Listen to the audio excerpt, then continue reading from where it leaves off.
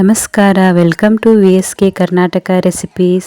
ಇವತ್ತು ಉತ್ತರ ಕರ್ನಾಟಕ ಸ್ಪೆಷಲ್ ಸಾವ್ಜಿ ಮೊಟ್ಟೆ ಸಾಂಬಾರ್ ಮಾಡುತ್ತಿದ್ದೇನೆ.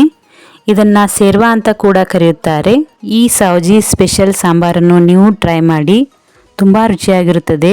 ರೊಟ್ಟಿ, ಚಪಾತಿ ಮತ್ತು ಅನ್ನದ ಜೊತೆ ಕೂಡ ನೀವು ಸವಿಯಬಹುದು. ಬನ್ನಿ ಮಾಡುವ ವಿಧಾನವನ್ನು ನೋಡೋಣ. ನಮ್ಮ ವಿಡಿಯೋ ಫಸ್ಟ್ ಟೈಮ್ ನೋಡುತ್ತಿದ್ದರೆ ತಪ್ಪದೇ ಚಾನಲನ್ನು ಸಬ್ಸ್ಕ್ರೈಬ್ ಮಾಡೋದನ್ನು ಮರಿಬೇಡಿ ಮತ್ತು ಫೇಸ್ಬುಕ್ ಪೇಜ್ ಫಾಲೋ ಮಾಡಿ. ಮೊದಲು ಒಂದು ಪಾತ್ರೆಯನ್ನು ತೆಗೆದುಕೊಳ್ಳಿ. ಅದರಲ್ಲಿ 2 ಸ್ಪೂನ್ ಆಗುವಷ್ಟು ಎಣ್ಣೆಯನ್ನು ಹಾಕಿಕೊಳ್ಳಿ. ಈಗ ಇದರಲ್ಲಿ ಕುದಿಸಿದ ಮೊಟ್ಟೆಗಳನ್ನು ಹಾಕಿಕೊಳ್ಳಿ.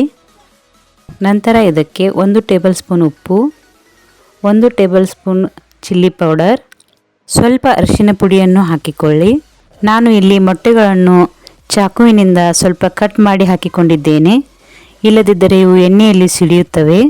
ಸ್ವಲ್ಪ ಕಟ್ ಮಾಡಿ ಹಾಕಿಕೊಂಡರೆ ಮಸಾಲೆಯು ಸಹಿತ ಚೆನ್ನಾಗಿ ಬೆರೆಯುತ್ತದೆ.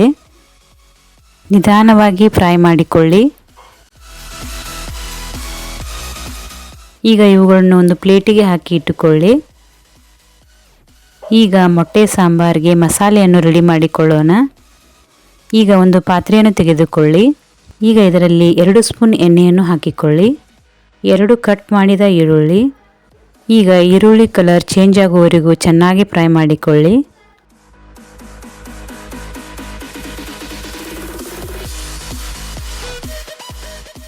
ಈಗ ಕಟ್ ಮಾಡಿದ ಒಣ ಕೊಬ್ಬರಿಯನ್ನು ಹಾಕಿಕೊಂಡಿದ್ದೇನೆ.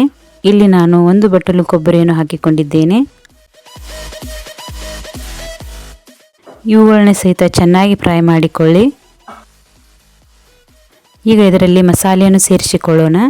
ಇದರ ಜೊತೆ ಸ್ವಲ್ಪ ಗೋಡಂಬಿ, 4 ಲವಂಗ, ಸ್ವಲ್ಪ ಜೀರಿಗೆ, 2 ಯಾಲಕ್ಕಿ, 1 ಚಕ್ರಮೊಗ್ಗು, ಸ್ವಲ್ಪ ಚಕ್ಕೆ, ಕರಿಮೆಣಸಿನಕಾಳು 5, ಕಲ್ಲು ಹೂವು ಸ್ವಲ್ಪ, ಮಸಾಲೆ ಎಲೆ 1, ಕೊತ್ತಂಬರಿ ಕಾಳು ಒಂದು 4 ಸ್ಪೂನ್ನಷ್ಟು ತೆಗೆದುಕೊಳ್ಳಿ. ಈಗ ಇವುಗಳನ್ನೆಲ್ಲ ಚೆನ್ನಾಗಿ ಫ್ರೈ ಮಾಡಿಕೊಳ್ಳಬೇಕು.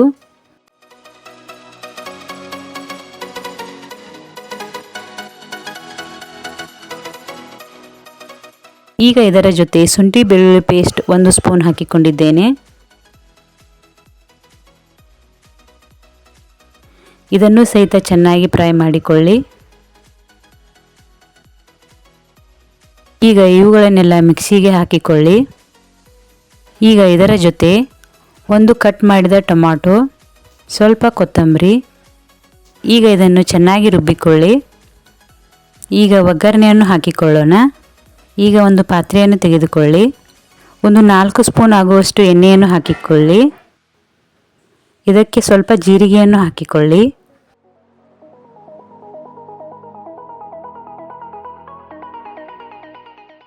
ಒಂದು ಸಣ್ಣಗೆ ಕಟ್ ಮಾಡಿದ ಈರುಳ್ಳಿಯನ್ನು ಹಾಕಿಕೊಳ್ಳಿ. ಇದನ್ನು ಚೆನ್ನಾಗಿ ಫ್ರೈ ಮಾಡಿಕೊಳ್ಳಬೇಕು.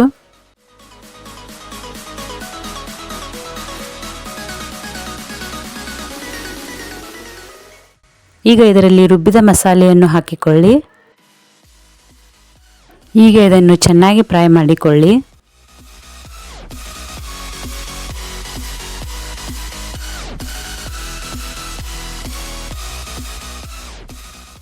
ಇದು ಚೆನ್ನಾಗಿ ಫ್ರೈ ಆದ ನಂತರ ಈಗ ಇದರಲ್ಲಿ 2 ಸ್ಪೂನ್ ಚಿಲ್ಲಿ ಪೌಡರ್, ಸ್ವಲ್ಪ ಅರಿಶಿನ ಪುಡಿ,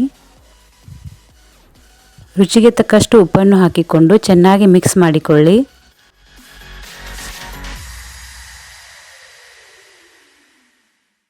ಈಗ ಇದನ್ನು ಸಹಿತ ಚೆನ್ನಾಗಿ ಫ್ರೈ ಮಾಡಿಕೊಂಡು ಈಗ ಇದರಲ್ಲಿ ನಾನು 1 ಗ್ಲಾಸ್ ನೀರನ್ನು ಹಾಕಿಕೊಂಡಿದ್ದೇನೆ.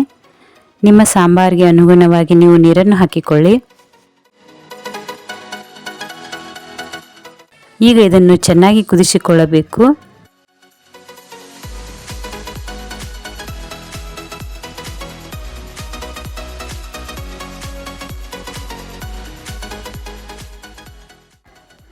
ಈಗ ಇದರಲ್ಲಿ 1 ಸ್ಪೂನ್ ಗರಂ ಮಸಾಲೆಯನ್ನು ಹಾಕಿಕೊಳ್ಳಿ.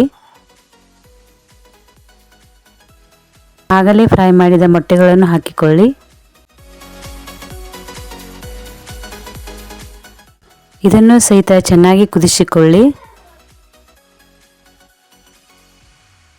ಈ ಸೌಜಿ ಮೊಟ್ಟೆ ಸಾಂಬಾರು ತುಂಬ ರುಚಿಯಾಗಿರುತ್ತದೆ. ನೀವು ಒಮ್ಮೆ ಟ್ರೈ ಮಾಡಿ ನೋಡಿ ಹೇಗೆ ಬಂದಿದೆ ಅಂತ. ಈಗ ರುಚಿಯಾದ ಸೌಜಿ ಮೊಟ್ಟೆ ಸಾಂಬಾರ್ ಸವಿಯಲು ಸಿದ್ಧವಾಗಿದೆ. ಈ ರೆಸಿಪಿ ನಿಮಗೆ ಇಷ್ಟವಾದರೆ ಚಾನಲನ್ನು ಸಬ್ಸ್ಕ್ರೈಬ್ ಮಾಡಿ, ಫೇಸ್ಬುಕ್ ಪೇಜ್ ಫಾಲೋ ಮಾಡಿ. ಮತ್ತೆ ಹೊಸ ರೆಸಿಪಿಯೊಂದಿಗೆ ಬರುತ್ತೇನೆ. ನಮಸ್ಕಾರ.